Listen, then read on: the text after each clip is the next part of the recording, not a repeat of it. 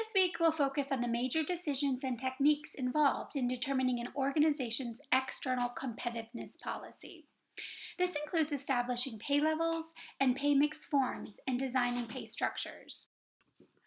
Our learning objectives this week are to discuss major decisions, specify competitive pay policy, the purpose of a survey, select relevant market competitors, designing a survey, interpreting survey results, and constructing a market line. From policy to practice, the pay policy line. We'll also discuss grades and ranges and broad banding. Finally, balancing internal and external pressures by adjusting the pay structure, and then market pricing. As you can see in Exhibit 8.1 from your text, determining external competitive pay levels and structures has multiple steps. We'll be discussing each of these in this video. The first decision determining the external competitive pay policy was covered in the previous chapter. Translating any external pay policy into practice requires information on external market. Surveys provide the data for translating that policy into pay levels, pay mix, and structures. A survey is the systematic process of collecting and making judgments about the compensation paid by other employers. An employer conducts or participates in a survey for a number of reasons. To adjust the pay level in response to changing rates paid by competitors, to set the mix of pay forms relative to that paid by competitors, to establish or price a pay structure, to analyze pay-related problems, or to estimate the labor costs of product, service, market competitors. Most organizations make adjustments to employers' pay on a regular basis. Such adjustments can be based on the overall movement of pay rates caused by the competition for people in the market, could be performance, ability to pay, or terms specified in a contract. Adjustments to the different forms of pay competitors use and the relative importance they place on each form occur less frequently than adjustments to overall pay level. It's not clear why changes to the pay mix occur less frequently than changes in the pay level. Perhaps the high cost of redesigning a different mix create a barrier. Perhaps inertia prevails.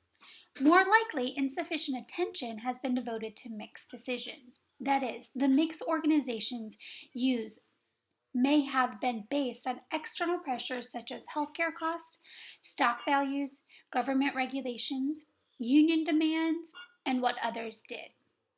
Some pay forms may affect employee behavior more than others. So good information on total compensation, the mix of pay competitors use, and cost of various pay forms is increasingly important. Many employers also use market surveys to validate their own evaluation results. The job structure that results from internal job evaluation may not match competitors' pay structures in the external market. Reconciling these two pay structures is a major issue. Rather than integrating an internal and external structure, some employers go straight to market surveys to establish their internal structures. Such market pricing mimics competitors' pay structures. Accurate information and informed judgment are vital for making all of these decisions. Information from specialized surveys can shed light on specific pay-related problems. A special study may focus on a targeted group such as patent attorneys, retail sales managers, secretaries, or software engineers. Unusual increases in an employer's turnover in specific jobs may require focused market surveys to find out if market changes are occurring. Survey data are also used as part of employers' broader efforts to gather competitive intelligence. To better understand how competitors achieve their market share and price their product services, companies seek to examine or benchmark practices, costs, and so forth against competitors, including in the area of compensation.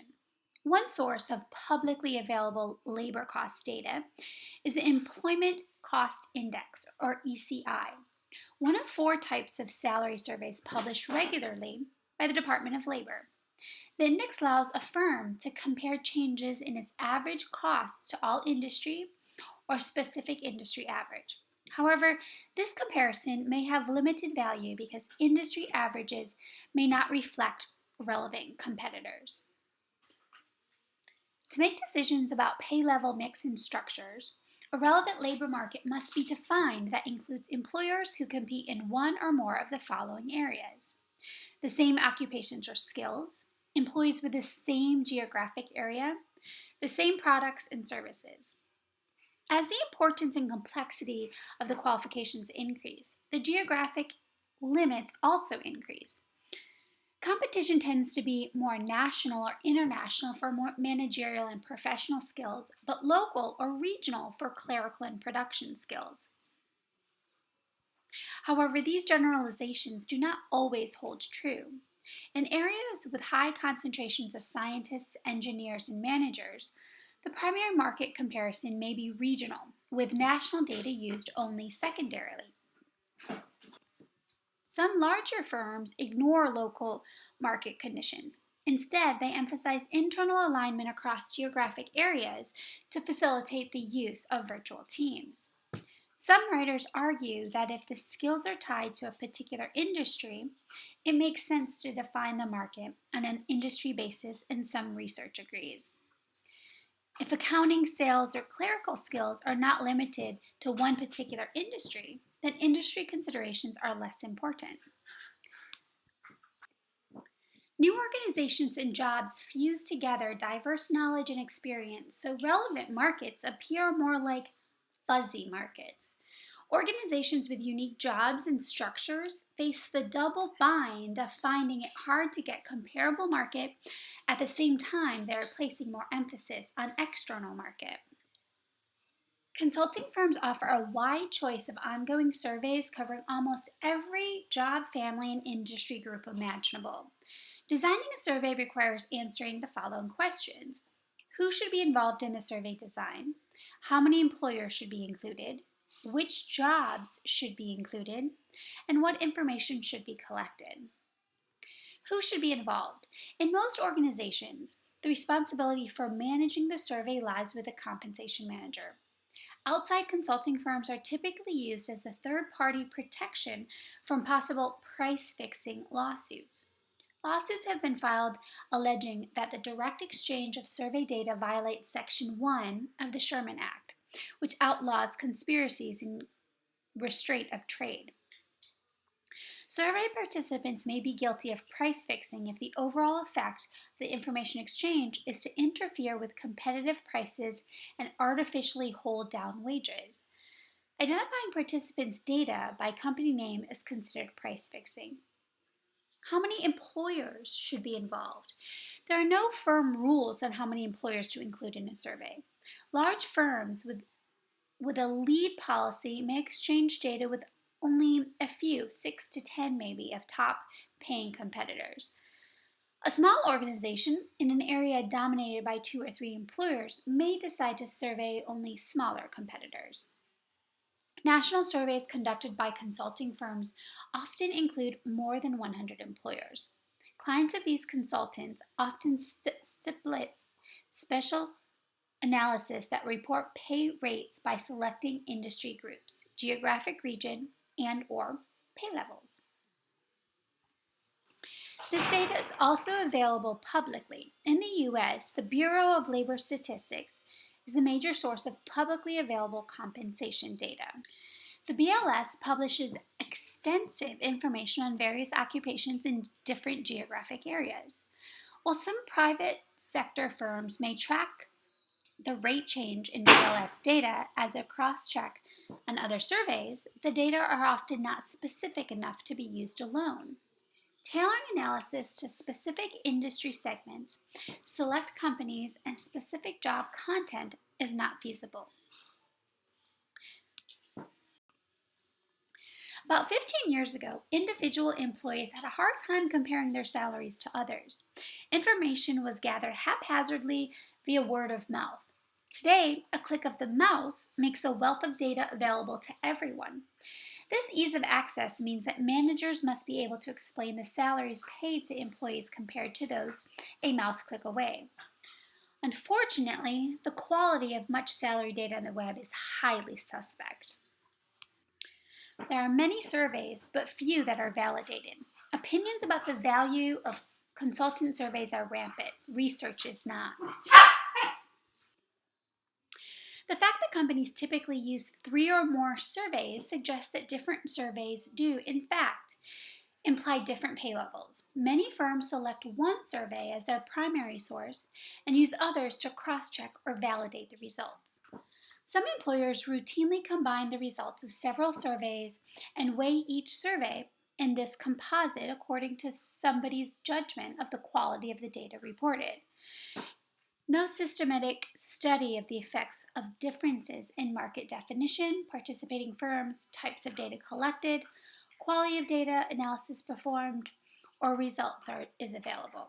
For staffing decisions, employment test designers report the test's performance against a set of standards, such as reliability and validity. Job evaluation's reliability and validity, or lack thereof, has been much studied and debated. For market surveys and analysis, these just do not exist. So which jobs to include? There are several approaches to selecting jobs for inclusion.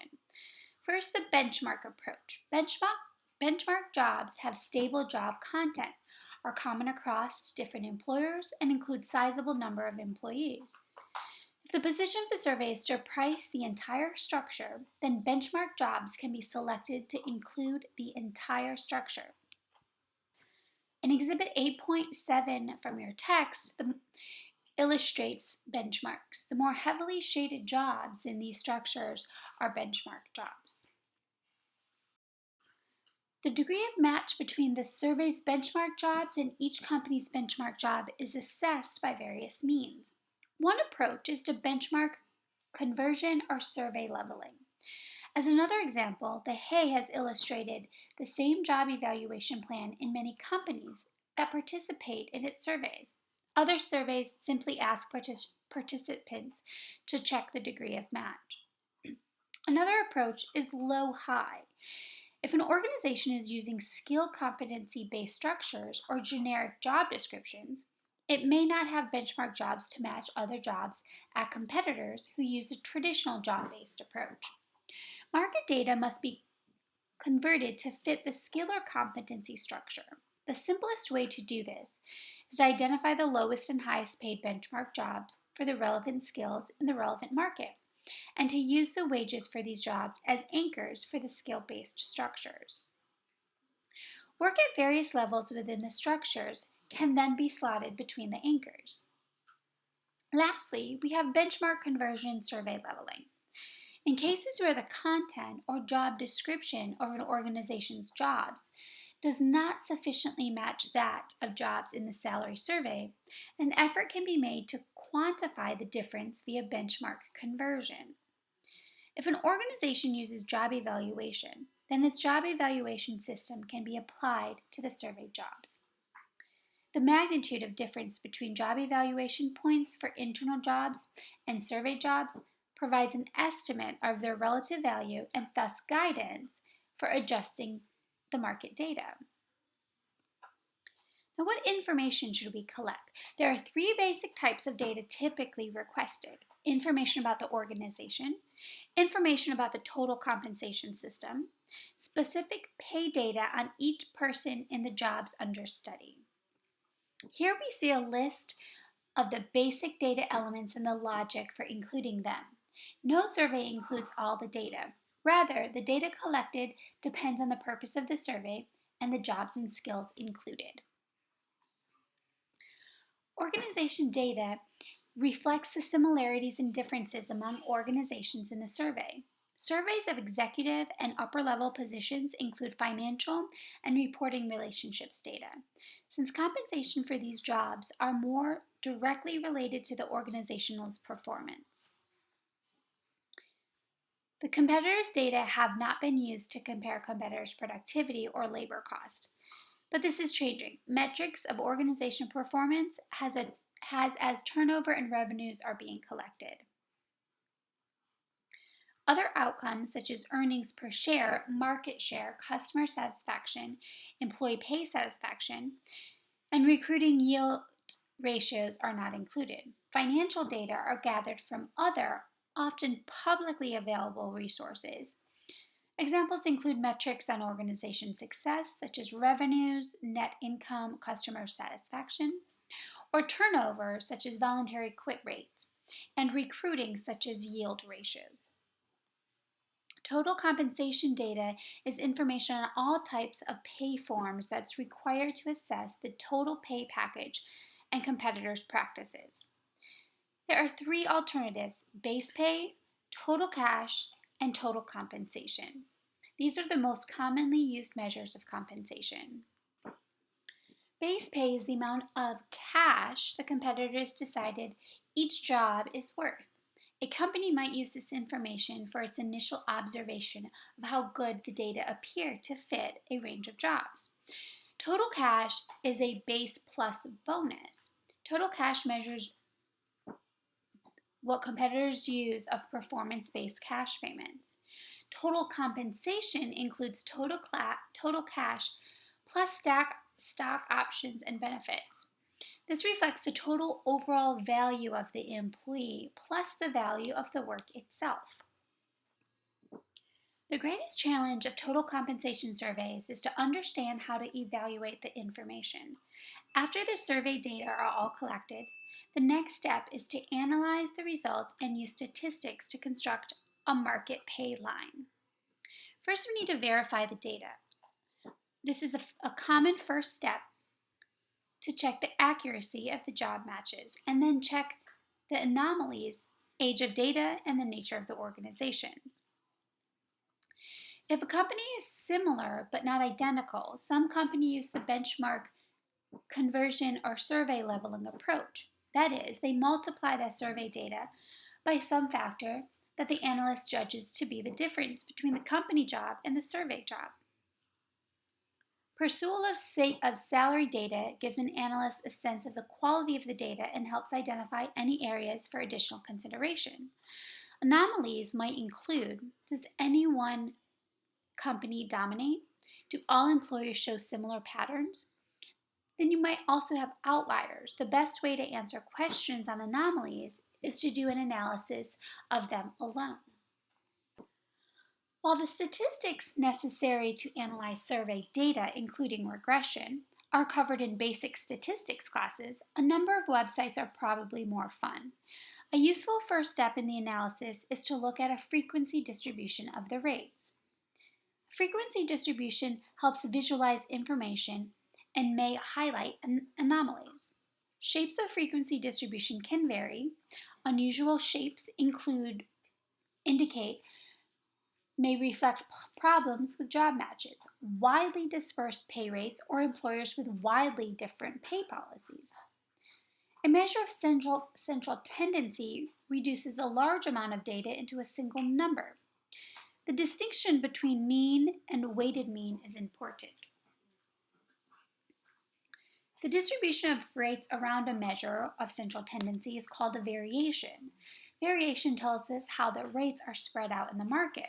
Standard deviation is probably the most common statistical measure of variation, although its use in salary surveys is rare. Quartiles and percentiles are more common measures in salary survey analysis. Exhibit 8.13 in your text gives you the statistical measures to analyze survey data. It gives you the description as well as what it tells us and the advantages and disadvantages of that method. Because they reflect decisions of employers, employees, unions, and government agencies, wages paid by competitors are constantly changing. Additionally, competitors adjust their wages at different times. A survey that requires 3 months to collect and analyze is probably outdated before it's available. The pay data are usually updated to forecast the competitive rates for the future date when the pay decisions will be implemented. The amount to update is based on several factors, including historical trends in the labor market, perspectives for the economy in which the employer operates, and the manager's judgment, among others. Some recommend using the Consumer Price Index, or CPI. It is not advisable to do so because the CPI measures the rate of change in prices for goods and services in the product market, not wage changes in the labor market. A market line summarizes the distribution of going rates paid by competitors in the market. They involve making decisions about which salary survey jobs to include that are judged to closely match internal benchmark jobs, which companies to include, and which measures of pay to use. A market line may be drawn freehand by connecting the data points, or statistical techniques such as regression analysis can be used. Regression generates a straight line that best fits the data by minimizing the variances around the line. Setting pay for benchmark jobs is straightforward to the degree that good matches with survey jobs are found. Once it is known what other organizations pay for each job, a pay level can be chosen that is a function of what other organizations pay and what role the job plays in executing the strategy of one's own organization. Exhibit 8.16 gives an example of regression results to a market line. Now remember, not all survey results will look like this example, and not all companies use this statistical analysis given in the text. There is no right way to analyze survey data. And in 8.17, we can see a regression which generates a straight line that best fits the data by minimizing the variance around the line. The internal aligned structure is shown on the horizontal axis. The salaries paid by relevant competitors for the benchmark jobs, as measured by the survey, the external competitive data, are shown on the vertical axis. These two components, internal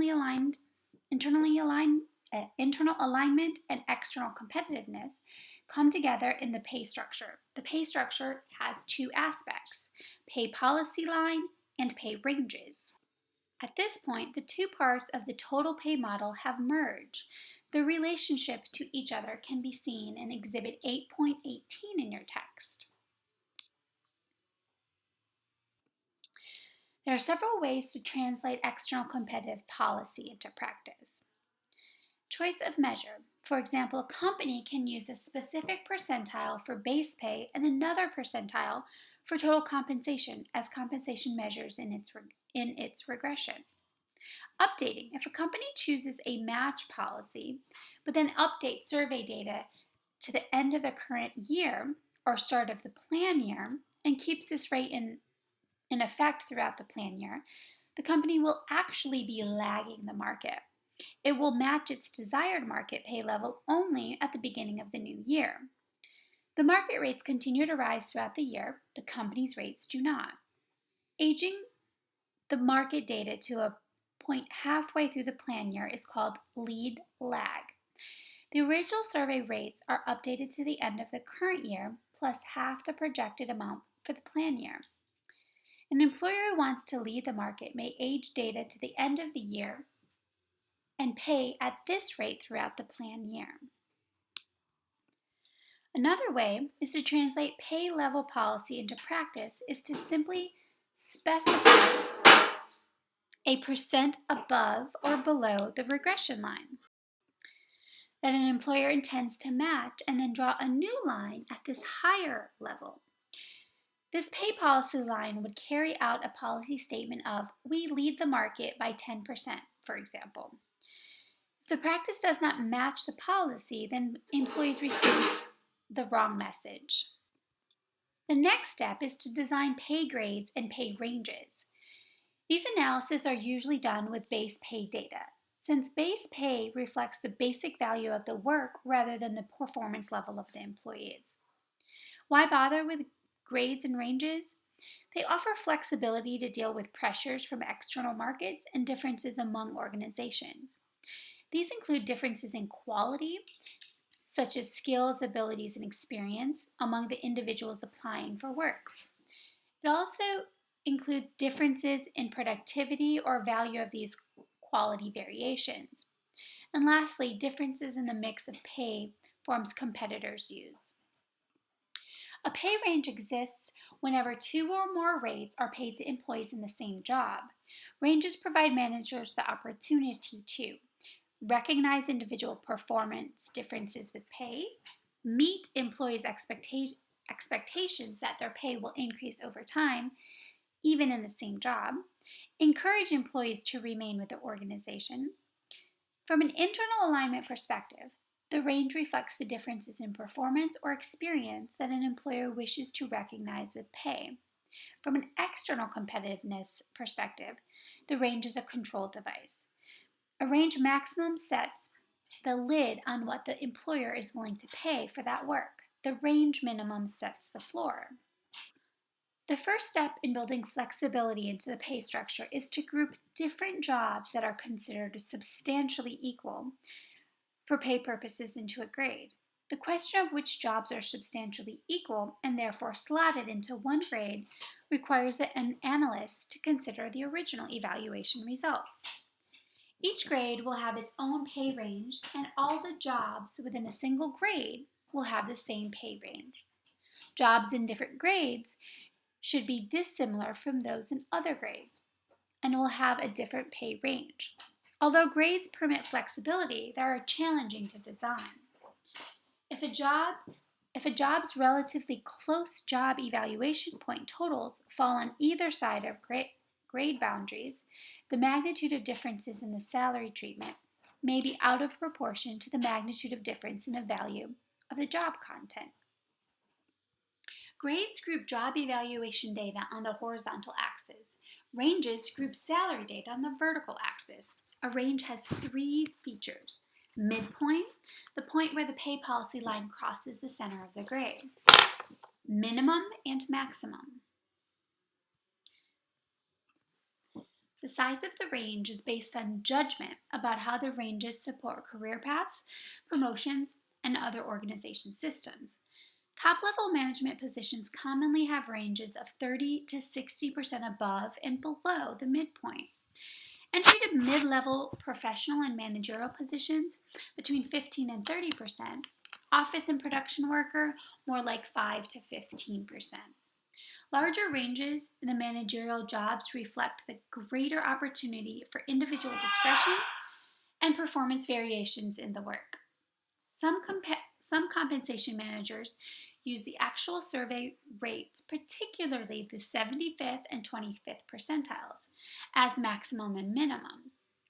Others establish the minimum and maximum separately, with the amount between the minimum and the midpoint a function of how long it takes new employees to become fully competent. Short training time may translate to minimums much closer to the midpoints. The maximum becomes the amount above the midpoint that the company is willing to pay for performance on the job. Here in Exhibit 8.2, we can see two extremes in overlap between the grades. The high degree of overlap and low midpoint differentials in this exhibit indicate small differences in the value of jobs in similar grades. Being promoted from one job to another may include a title change, but not much change in pay. The smaller ranges you see on the right here creates less overlap, which permits the manager to reinforce a promotion into a new grade with a larger pay increase. The size of differentials between grades should support career movement through the structure. A managerial job would typically be at least one grade higher than the jobs it supervises. Although a 15% differential between manager and employee has been offered as a rule of thumb, large overlap and possible overtime in some jobs, but not in managerial jobs, can make it difficult to maintain manager-employee pay differentials. Optimal overlap between grades ought to be large enough to induce employees to seek promotion into a higher grade. Not all employers use grades and ranges. Skill-based plans establish single flat rates for each skill level, regardless of performance or seniority. And many collective bargaining contracts establish single flat rates with each job. This flat rate often corresponds to some midpoint on a survey of that job. And increasingly, broad bands are being adopted for even greater flexibility. In this exhibit, you can see where they collapse the salary grades into only a few broad bands, each with a sizable range. This technique is known as broad banding, and it consolidates as many as 4 or 5 traditional grades into a single band with one minimum and one maximum. Because the band encompasses many jobs of differing values, a range midpoint is usually not used. Supporters of broad bands list several advantages over traditional approaches. Broad bands provide flexibility to define job responsibilities more broadly. They support redesigned, downsized, or boundaryless organizations that have eliminated layers of managerial jobs. They foster cross-functional growth and development in new organizations. Employees can move laterally across functions within a band in order to gain depth of experience. The emphasis on lateral movement with no pay adjustments helps manage the reality of fewer promotion opportunities in flattened organization structures. The flexibility of banding eases mergers and acquisitions since there are not a lot of levels to argue over. Broad bands are often combined with more traditional salary administration practices by using midpoints, zones, or other control points within bands. Perhaps the most important difference between the grades and ranges and broad banding approaches is the location of the controls. The grade and range approach has guidelines and controls designed into the pay system. Range minimums, maximums, and midpoints ensure consistency across managers. Managers using bands have only a total salary budget limiting them. But as experience with bands has advanced, guidelines and structure are increasingly designed into them. Bands may add flexibility. Less time will be spent judging fine distinctions among jobs, but perhaps the time avoided judging jobs will now be spent judging individuals, a prospect managers already tried to avoid. Up until now, the text made a distinction between job structure and pay structure. A job structure orders jobs on the basis of internal factors reflected in job evaluation or skill certification. The pay structure, on the other hand, is anchored by the organization's external competitive position and reflected in its pay policy line. The problem with using two standards, internal and external, to create a structure is that they are likely to result in two different structures. The order in which jobs are ranked on internal versus external factors may not agree. Differences between market structures and rates and job evaluation rankings warrant a review of the basic decisions in evaluating and pricing a particular job. This may entail a review of the job analysis, the evaluation of the job, or the market data for the job in question. Often, this reanalysis solves the problem. Sometimes, however, discrepancies persist. One study on how differences are actually reconciled found that managers weigh external market data more heavily than internal job data. In light of all the judgments that go into internal evaluation, market data are often considered to be more objective. Yet research shows that market data are also based on judgment. Sometimes differences arise because of a shortage of a particular skill has driven up the market rate. By reclassifying such job into a higher salary grade, where it will remain after the supply and demand imbalance has been corrected, creates additional problems. Creating a special range that is clearly designated as market responsive may be a better approach. Some organizations adopt pay strategies that emphasize external competitiveness and de-emphasize internal alignment. Called market pricing, this approach sets pay structures almost exclusively on external market rates. Market pricers match a large percentage of their jobs with market data and collect as much market data as possible. The competitive rates for jobs for which external market data are available are calculated. Then the remaining jobs are blended into a pay hierarchy created by the external rates. The objective of market pricing is to base most, if not all, of the internal pay structure on external rates, breaking down the boundaries between the internal organization and the external market forces. Some companies even match all forms of pay for each job to its competitors in the market. Pure market pricing carried to this extreme ignores internal alignment completely. Gone is any attempt to align internal pay structure with the business strategy and the work performed. Rather, the internal pay structure is aligned with competitors' decisions as reflected in the market. In a very real sense, the decision of its competitors determine an organization's pay.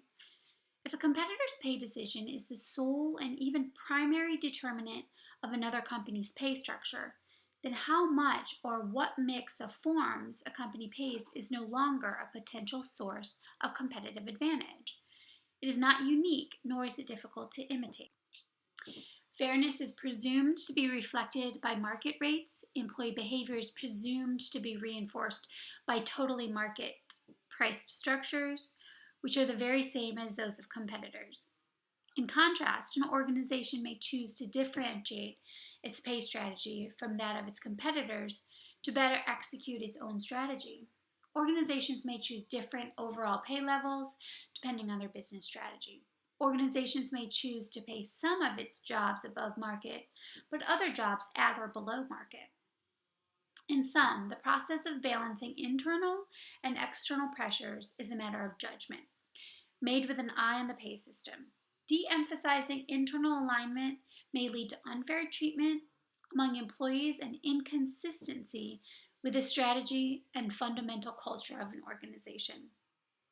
Neglecting external competitive pay practices will affect both the ability to attract applicants and the ability to retain valued employees. External pay relationships also directly impact labor costs and hence the ability to compete in the product service market.